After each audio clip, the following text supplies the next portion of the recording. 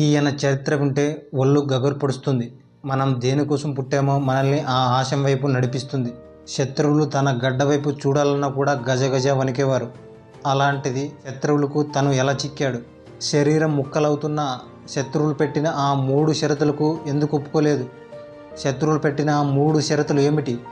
ఇంతకీ ఆ మహావీరుడు ఎవరు అని తెలుసుకోవాలంటే ఇప్పుడే వీడియోను లైక్ చేయండి. అలాగే వీడియో పెట్టగానే మీకు మీ దగ్గరకు రావాలంటే ఖచ్చితంగా మా ఛానల్ సబ్స్క్రైబ్ చేసుకోండి. ఇక వీడియోలోకి వెళ్తే, సంభాజీ మహారాజ్ ఛత్రపతి శివాజీ మొదటి కొడుకు. సంభాజీ మహారాజ్ మొఘలులకు చుక్కలు చూపించిన వ్యక్తి. సంభాజీ మహారాజ్ గురించి తెలుసుకునే ముందు ఫస్ట్ మనము ఔరంగజేబు గురించి తెలుసుకోవాలి.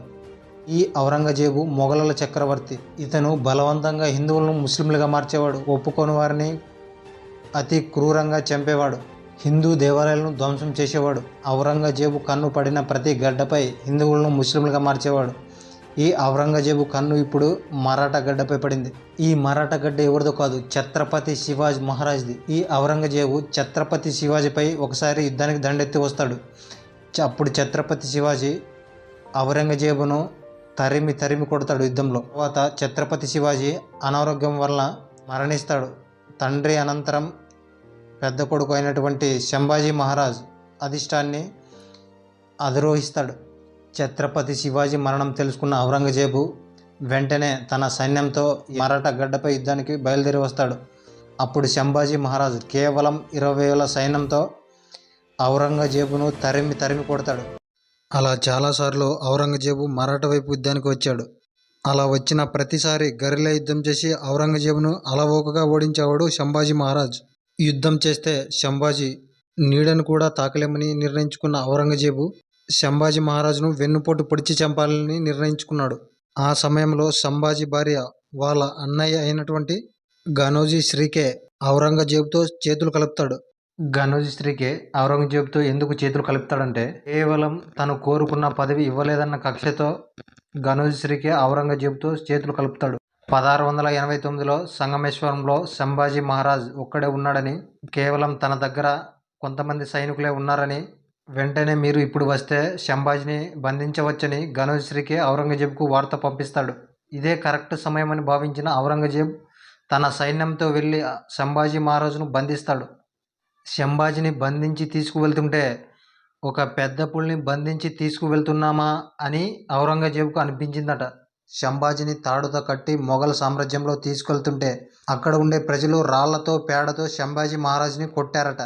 తర్వాత ఔరంగజేబు, నిన్ను ప్రాణాలతో విడిచిపెట్టాలంటే నేను పెట్టే 3 షరతులకు నువ్వు ఒప్పుకోవాలని సంభాజీ మహారాజుతో అంటాడు.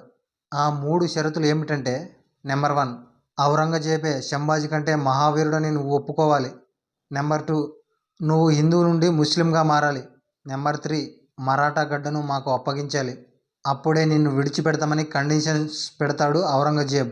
దీనికి సంభాజీ మహారాజ్, మగాడా ఎవడు పడితే ఆడు మగాడు అనుకోవడం కాదు, ఇంటి పేరు కాదు, ఊరు పేరు కాదు, బై బర్త్ బెడ్ లో ఉండాలా కొడక. నేను ఒక్కడే వస్తున్నానని తెలిసి కూడా 100 మందిని కాపలా పెట్టుకున్న మీరు మగాళ్ళ డబ్బు కాసుపడి పదవి కాసుపడి నా అన్న వాళ్ళని వెన్నపోటు పడి చంపావు. ప్రాణాన్నైనా విడిచిపెడతాను కానీ హిందుత్వానికి మరాఠా ప్రజలకు ద్రోహం చేయనని అంటాడు. అప్పుడు ఔరంగజేబు సంభాజీని బంధించి రోజుకో అభయం చొప్పున నరకండి అని సైనికులకు చెబుతాడు. సంభాజీ శరీరం ముక్కలవుతున్న సంభాజీ మాత్రం ఔరంగజేబు పెట్టిన కండిషన్స్కు మాత్రం ఒప్పుకోలేదు. 40 రోజుల పాటు సంభాజీని చిత్రహింసలు పెట్టి సంభాజీ యొక్క కళ్ళు పొడిచేశారు, నాలుక కోసేశారు. అయినా సంభాజీ మహారాజు వెనక్కి తగ్గలేదు. చివరకు 1689 మార్చి 1వ తారీఖున సంభాజీని ముక్కలుగా నరికి భీమా నదిలో పడేశారు. తన చివరి రక్తపు బొట్టు పోయే వరకు కూడా సంభాజీ మహారాజ్ హిందుత్వానికి మరాఠా ప్రజలకు కూడా ఎటువంటి ద్రోహం చేయలేదు. హిందుత్వానికి మరాఠా ప్రజలకు తన సర్వస్వాన్ని అర్పించిన సంభాజీ మహారాజ్ గురించి మీకు ఏమనిపిస్తుందో కింద కామెంట్లో రాయండి. ఇలాంటి వీడియో మేము పెట్టగానే మీ దగ్గరకు రావాలంటే మా ఛానల్ని వెంటనే సబ్స్క్రైబ్ చేసుకోండి.